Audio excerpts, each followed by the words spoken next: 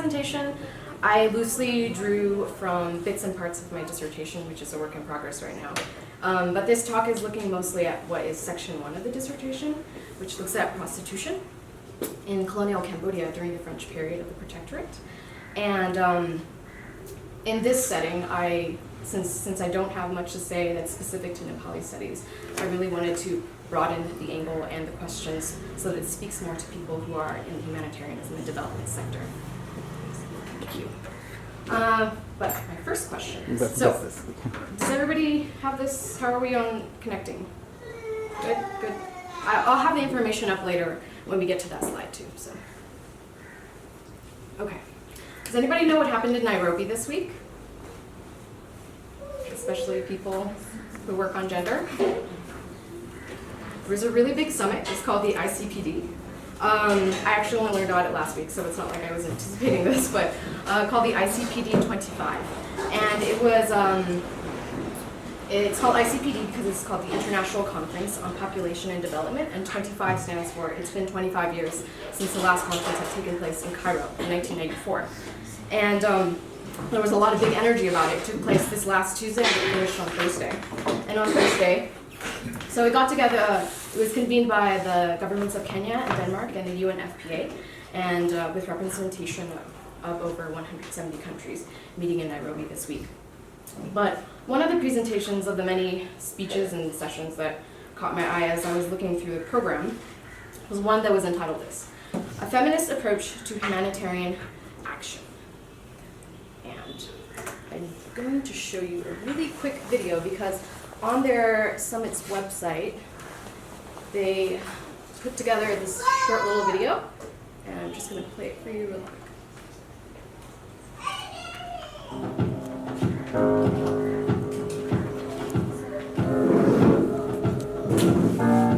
Over 143 million people are in need of humanitarian assistance.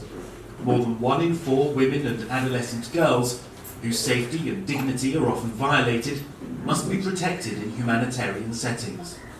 We need a feminist humanitarian system. We need feminist humanitarian action. And what does that mean? It means that we put girls and women at the center. We focus and we listen to the women on the front line who lives the crisis, the emergencies, the floods, the wars every day. This issue is only getting worse. Women were left behind for a long time, so it's time to address their needs. Such a global summit can help us to raise our concerns and our voices to other international partners. What we care for and what we are looking for are the actions. New approaches and solutions involving women and girls in the process is key. We are working for a future that is free of patriarchy and free of violence against women and girls. Fighting for those who are most vulnerable is a central theme of the Nairobi Summit on ICPD 25. To build a more just world where gender equality and basic human rights are a reality for everyone.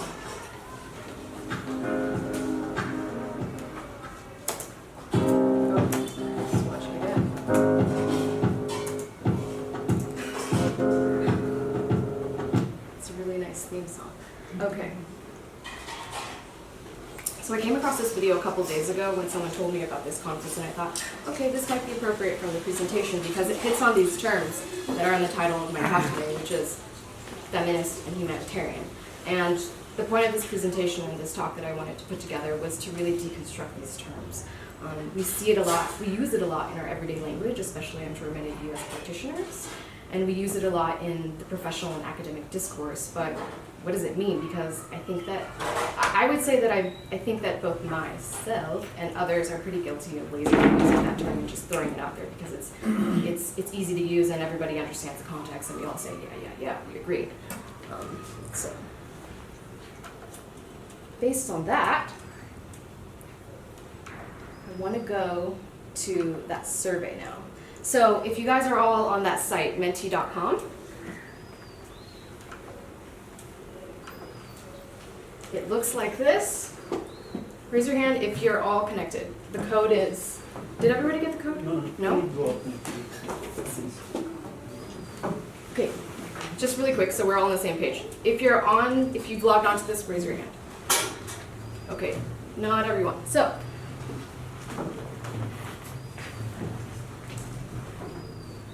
okay. If you don't have data, you can connect to the Wi-Fi here, and then just go to menti.com, and then enter these 6 numbers, the code, and it'll shoot you straight to this page, which I'll show you soon. So I'll just give everybody about, say, 30 seconds to get on. Once you're on, I beg you to raise your hand. On? Yeah. We have a critical mass. Okay. A little bit more time. So it's just going to be 3 questions that I want us to really start to practicing on, to start thinking about these 2 terms, and then I'll go more into the historical component of the presentation. So, let's go forward. Okay, oh right, we already got participation. So, just follow the instructions. First question we have, what are feminist issues? If you could all just type it in, you're allowed up to 3 responses.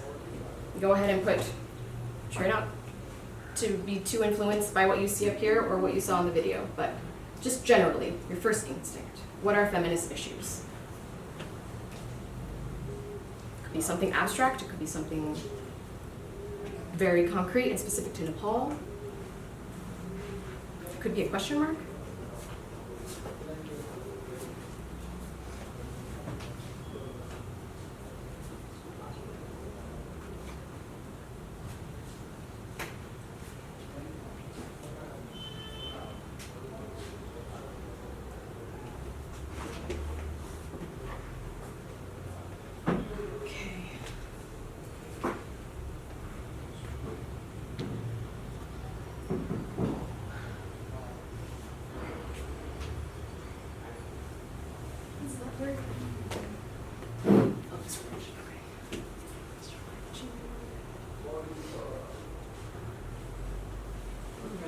Nothing too unexpected, I think, so far.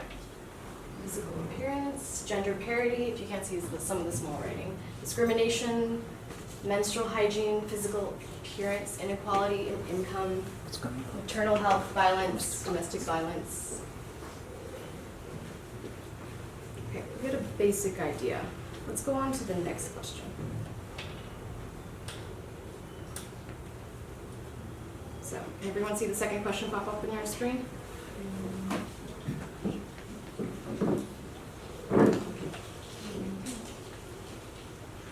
Second question, what are humanitarian issues?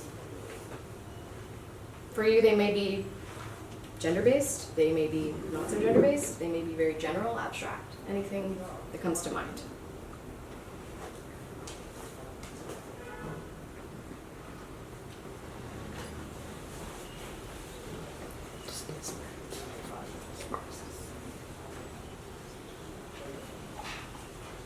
Crisis, violence, displacement, protection, shelter, safety.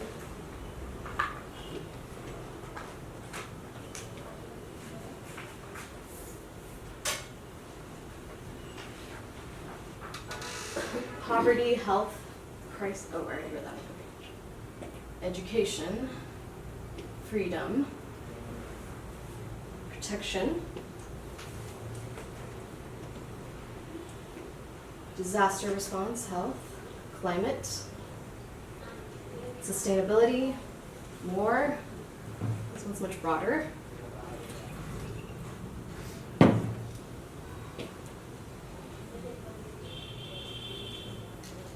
It makes me very happy to see the word protection in the middle because it's part of my argument. So, thank you. Okay, now, hopefully we won't be too repetitive, but maybe we will. I'm just going to skip to the third and final question. What is a feminist humanitarian?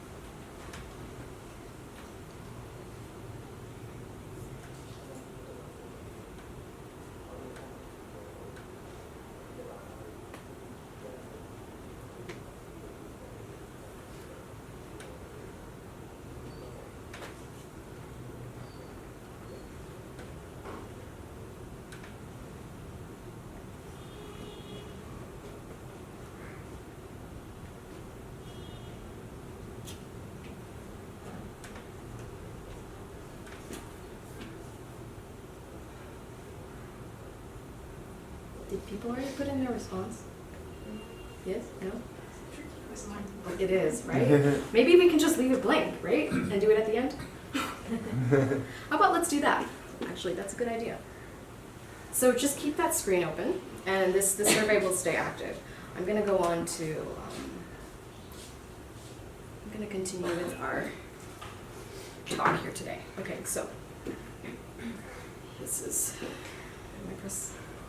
am I supposed to be using this, or is this yours? Oh, that's the record. I'm sorry. Okay, so that was just a little exercise to start thinking about the words we use and what we mean by meaning, because if you remember from the person who was in that video, oh, we have some things coming up. Okay, I'll show them later. If you remember from that woman who was in the video, she said what a feminist humanitarian means and mentioned some things that I'm sure that many of you are familiar with based on the discourse that you work with in your work environment especially. Okay, so today I want to, again, dissect this term feminist humanitarian, and I just want to open it up with this reference to a very well-known essay. Anyone familiar with this? Spivak's, again, the subaltern speak. Really big deal in feminist and post-colonial theory. And Spivak wrote in this article one very famous sentence, which was, "White men saving brown women from brown men." And this was a little sentence construction that she put together in the article in order to use it as a starting point to analyze what was a historical project of the British in colonial India, which was their attempt to abolish widow sacrifice.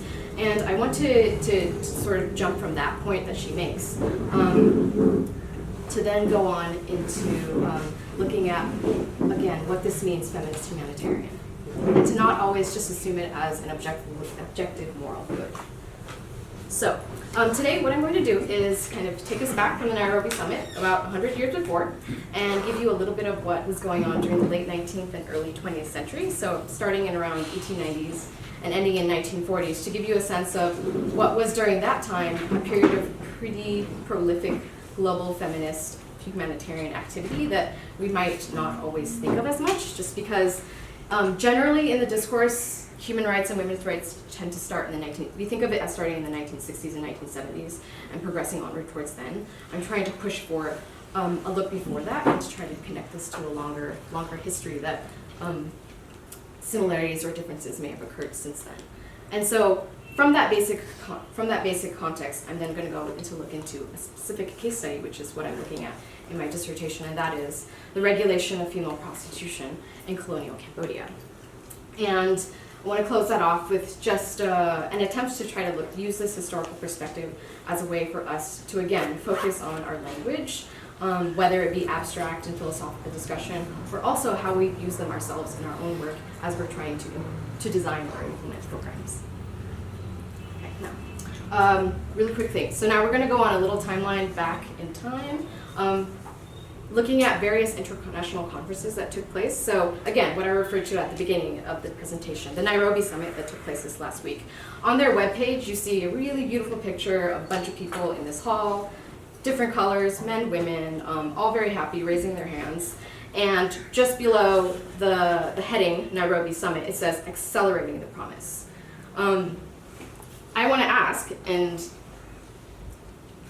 this: how has Nairobi, or this revolution that they speak of, which if you look at a lot of the Twitter feeds or a lot of the media that the summit posted, they talk about this being a revolution. So how has Nairobi, this revolution, this call for a feminist humanitarian system, such as that was talked about in the video, accelerated from feminist humanitarian claims that were made over 100 years ago? No. So let's go back 100 years. And I want to focus really on this moment in the 1920s when the League of Nations was created, so the precursor to the United Nations. There was a really important international conference, so just almost 100 years ago in 1921, that took place in Geneva, in which many of the member states of the League of Nations got together and put together what they called a convention for the suppression of the traffic in women and children. Now, I said I was talking about prostitution, but interestingly, slide back. When you look at discussion in the archives about prostitution during this period of time, that word isn't always used as much. And if you follow other words, you tend to see that they're all really connected to the same cause. So very often, all of these conversations that I'm going to be talking about that were taking place during the late 19th and early 20th century that revolved around prostitution tend to always be around sex, but then people were talking about it and using other words, especially this word here, trafficking. So that's why I'm focusing on this 1921 moment and some conventions and conferences that took place before then that really focused on trafficking. Because while today we may have, for example, organs like UN Women or the Commission on the Status of Women, there wasn't this type of committee that existed in the League of Nations during that time. Instead, those parts of the League of Nations that were most concerned with gender issues seemed to be concerned with only trafficking, and that seemed to be the door to discuss issues related to gender or issues related to women. So if we follow, all those dots of where trafficking occurs in the discourse, it's really interesting to see how that evolves into the 1960s, 1970s, and then today into conferences like the Nairobi Summit that focus on women and talk about gender parity. So all this starts in 1895 when a bunch of people meet in Paris and they start to talk about trafficking as this international crisis. Now they're really much talking about it in the context of Europe at the time because oftentimes they weren't really using the word trafficking yet. They called it white slavery or white slave traffic. They were thinking mostly about white European men being trafficked in and out of Europe or within Europe. In 1899, you have the first international conference that took place in London, and that was set up by the International Bureau for the Suppression of Traffic in Women. This was a British private organization. In a way, it was a late 19th century NGO that was very active all throughout Europe and the world, and then also instituted different offices in different European nations. In 1902 and 1904, you have a series of meetings that occur in Paris to begin to form these international agreements that these emerging European nation states start to sign on to and agree to. In 1910, they do it again, they meet again, they make another convention, and all of these member states are signing on to it and agreeing. However, it's important to note that countries like France or other nations that had empires like Britain said, yes, we agree to it, but we're not going to apply this agreement to our colonies. It's just to the metropolitan country. It's just to France and Europe. And then we get to 1920, which is the League of Nations, and in Article 23 of their covenant, they establish a very specific responsibility of the League to address the problem of trafficking. So now it becomes an official agenda of this international body, and it's recognized, and it starts to receive thus more funding, more policy-making decisions, and more research initiatives. In 1921, so now back to that conference I was originally talking about, they create this international convention, and I guess an even bigger convention. So these conventions are building up on each other from 1904 to 1910 to 1921. And again, still, countries like France say, yes, we agree, but our colonies don't count under this. They operate on another level of laws. I just want to point out that during this convention, so you have all these members of states, they're meeting in Geneva, and there's this French delegate to the convention, and he made this interesting comment that I just want to read out to you. He said, okay, thus far, treaties of peace have dealt only with questions of frontiers, indemnities, and commercial and financial interests. For the first time in the history of humanity, he says, other interests are there and included, and among them, the dignity of human labor. He's speaking specifically to sex work, and the respect for the woman and the child, which is the cause of our present meeting. So, oftentimes he's pointing out here, statesmen, and they were usually men, meet to talk about things like war and peace, but now this is the first time that we're going to get together and we're going to directly address the women's issues. So for him at that moment, he sees this as a landmark. And I like how he ends with this. He says, gentlemen, specifically gentlemen, by the effort of us all, this evil of procuring, that is trafficking, procuring, this plague of human society will disappear. God helps those who help themselves. And then from there on forth, through the 1920s and the 1930s, there were so many research initiatives, there were meetings, there were more conferences and agreements. Importantly, in 1930, what this committee did with it, so in the League of Nations, there was a tiny little advisory committee, just like there are many committees today. This advisory committee was called the Advisory Committee on the Traffic in Women and Children. And in 1930, they decided to put together a little team and send them out to the Far East so that they could research the situation of commercial sex work and come back with data so that they could use the data and create better policies and better agreements. So the 3 lucky people who got to go on this trip was an American who ran this international research NGO that was very much for abolishing licensed prostitution, a Swedish doctor, a female doctor, and a Polish diplomat. So the 3 of them set off from Marseille in 1930 on a little boat, and the first place they went to was Bangkok. Once they left Bangkok, they got onto a little ship, got onto the Cambodian coast, and then from there got on a car and headed to Phnom Penh. So that's just the general global history that I want to lay out for you before we now go into what was happening in Phnom Penh, which is the main site for where I'm going to introduce what I call these 3 portraits of 3 different kinds of modern feminist humanitarians. And you may not consider them modern feminist humanitarians after I tell you what they did and thought, but I just want to push you and challenge you to think about, again, what that means to be feminist and what it means to be humanitarian, and how that meaning is very contingent on cultural constructions and also contingent on time, especially. So the 3 people that I'm going to go into, portraits, one is a doctor, the second is a journalist, and the third is an activist. So this is our first portrait, Edouard Morel. I think he looks like Ralph Fiennes, but if he shaved the beard. But anyway, so Edouard Morel, he was in Cambodia from 1884 to 1887. He was a physician with the French Navy during this period.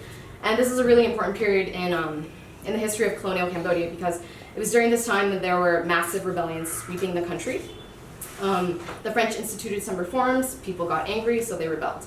And so during this period of time, which is when the reason why Morel was even called there, lots of soldiers were getting sick and injured, and they ended up in Phnom Penh at Morel's clinic in Phnom Penh. Has anyone ever been to Phnom Penh? Cambodia? Yes, some? So you know there's a riverside area. It's called the Riverside. It's next to the palace, but the clinic, or the military barracks, his clinic was inside the military barracks, was on the banks of the river. And it was in this river, it was in this clinic area where he was treating the soldiers who were coming in.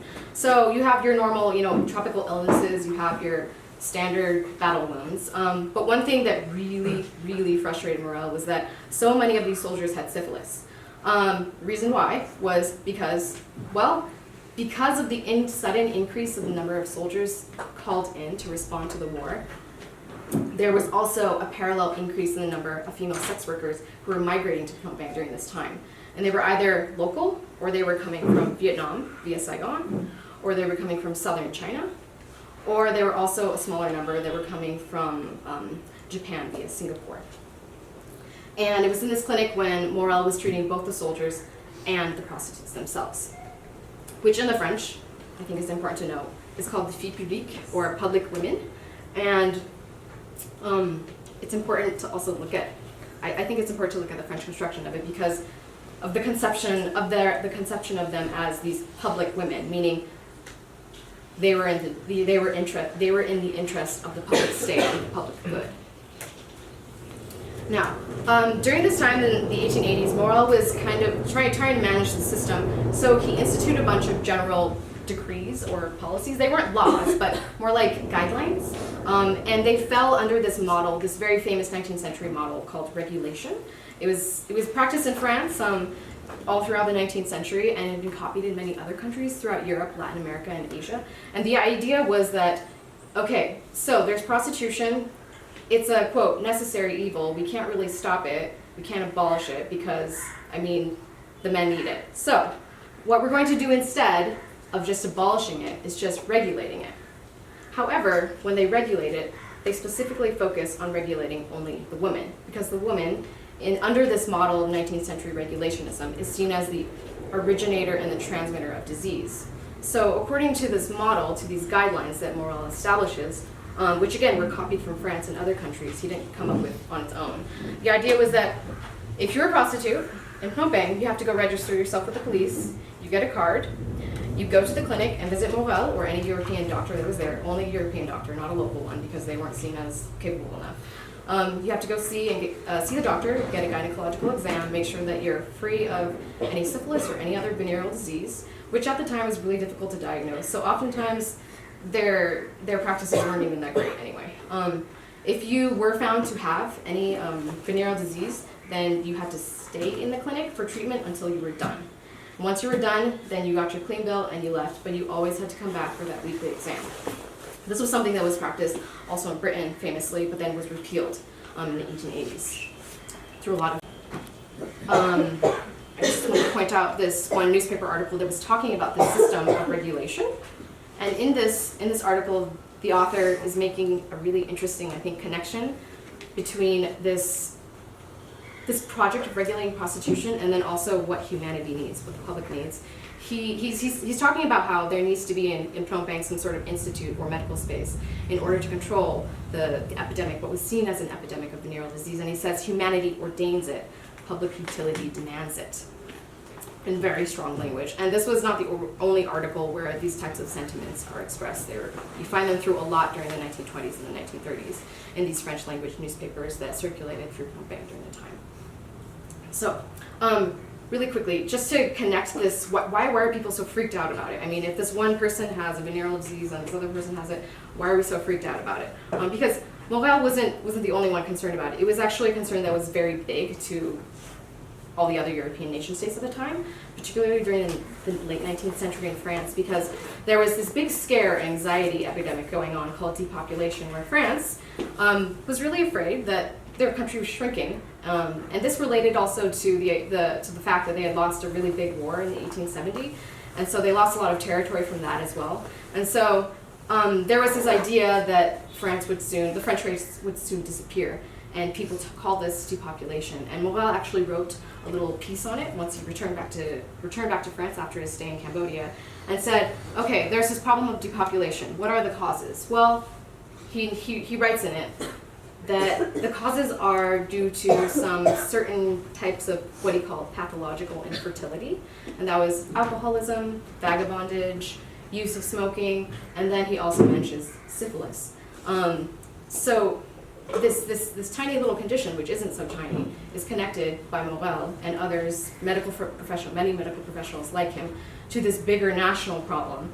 And suddenly it doesn't just become an issue of this kind of private issue about these single women, but more so connected to a sense of national security as well.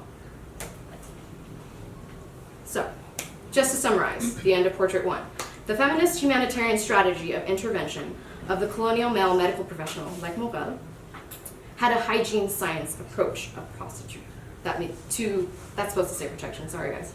He did not call to ban sex work like many other professionals like himself or colonial administrators, but he proposed to respond to venereal disease by regulating women's bodies in order to protect the physical well-being of male soldiers and general public health. I just want to give a little summary to each of these portraits so that you can kind of see the different ways that this meaning of feminist humanitarian approach can be somewhat twisted in a way. Okay, now to the second one, the journalist. This is a Vietnamese man. His name's there, Lang Dong Phan. I don't have a picture of him. I really don't know much about him at all, except that his name is in this article. So I wonder even if it's his real name. But I think it's really important because oftentimes in these newspaper articles that you find, you see these, they're either not named, they're anonymous, or there are these Vietnamese names. And I would gesture basically to guess that he's obviously French-educated, perhaps middle-class Vietnamese man who either migrated from Vietnam and lived in Cambodia during the time of French colonialism, as many other Vietnamese did, or he was a member of the ethnic Vietnamese community that had lived in Cambodia historically for a very, very long time. But what he does in 1935 is he writes this article, right here, behind here, that's talking about an incident that happened at this place. So this is a dispensary or a clinic that was built in 1925. It's called a Lock Hospital. It's basically the idea is that it's a hospital for prostitutes to go to, registered prostitutes to go to, in order to get their weekly exam and to also stay or be interned. Sometimes they were called inmates in newspaper articles. They're referred to as inmates. And you can't really see it in this picture because the resolution is quite bad. But around the veranda surrounding both levels there are these bars. Well, this place was constructed because the clinic that Morel originally had was just too small. And so they decided to build this in 1924 so that it was specifically for the medical health treatment of prostitutes only and no other patients. So they were separated from the general hospital and they had their own here. And what happened in 1920, so that was 1924, 10 years later, go to 1935. 1935, we have our journalist here, and he writes this article that talks about a mutiny that occurred there. And what had happened is he said that there was this person, a woman there, named T. This is T. She has no name except T. But she was there for treatment, and she wanted to leave before she was before her treatment had ended. She tried to sneak out, but she was caught by one of the supervisors, a female supervisor. And when she, for punishment, for trying to leave, they put her in solitary confinement. So T has 6 friends in the dispensary, and they're quite upset with what had happened, especially with his supervisor who turned their friend in. So they start talking about what they should do to the supervisor to get revenge back. And keep in mind, this is a very sensationalist article, so we're not even sure if this is correct, but what's interesting is the discourse and the tone. So what the guy is saying is that these 6 friends decide to go get a glass bottle of this medicine, sal séparé, which is this medicinal plant that's sometimes used to treat venereal disease before the onset of penicillin. They gave it to their friend T. She was so upset and depressed and wanted to end her life, so she smashed the glass on her head. She started bleeding and she fainted. Her friends started freaking out, so they start running throughout the dispensary and they look for this. They go to the area where there are all the baths and the showers. They see that supervisor who basically was responsible for turning T in. There's this big tub of water and they decide, let's plunge her head into the water. So they plunge her head into the water. She's convulsing because she's drowning. So then the women get scared because they think she might die. So they let go of her. The supervisor, revives herself back to life, and then all 7 of them are put in solitary confinement. That's the end of the story. So this journalist constructs this story, and there are just maybe 2 or 3 other accounts that I found of it that are loosely the same. I haven't come across this account in police records yet, and I would really love to. But at the end of this story, you see that he speaks about these women, if you look at the vocabulary, in a pretty reproachful way, and more than condescending, but reproachful, and talks about them as these just naturally debased creatures who are wild. They're mutineers, he says. They're just out of control, and they don't belong in good, respectable society.